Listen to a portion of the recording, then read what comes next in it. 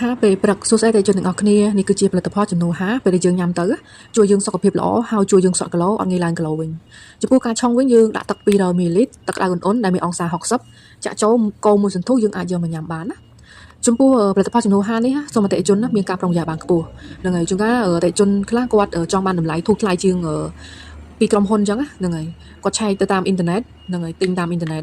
អញ្ចឹងអតិថិជនខ្លះគាត់ភាគច្រើនណាគាត់ទិញចំរបស់ខ្លាំងៗហ្នឹងហើយជួនកាលការវិសពនិងម៉ាកដូចគ្នាប៉ុន្តែរបស់ខាងក្នុងខុសគ្នាអញ្ចឹងពេលអតិថិជនទិញចំរបស់ខ្លាំងៗពេលដែលយើងញ៉ាំទៅប៉ះពាល់សុខភាពធ្ងន់ធ្ងរខ្លាំងមែនតើអញ្ចឹងសូមមានការប្រុងប្រយ័ត្នបានខ្ពស់ចំពោះផលិតផលខាងនេះខ្ញុំវិញគឺផលិតផល100%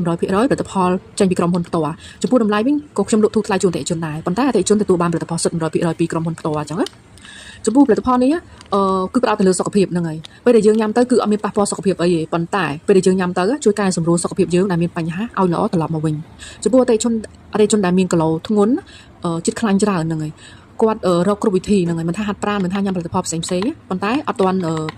ដូចថារកឃើញហ្នឹងហើយអតិថិជនអាចជ្រើសរើសផលិតផលខាងនាងខ្ញុំបានផលិតផលរបស់នាងខ្ញុំគឺញ៉ាំទៅអត់មានប៉ះពាល់សុខភាពទេប៉ុន្តែពេលដែលយើងញ៉ាំទៅគឺកែសម្រួលសុខភាពរបស់យើងឲ្យល្អត្រឡប់មកវិញហ្នឹងហើយអ្នកដែលគាត់ចង់បានសុខភាពល្អហើយសក់គីឡូអត់ងាយឡើងគីឡូវិញអតិថិជនអាចជ្រើសរើស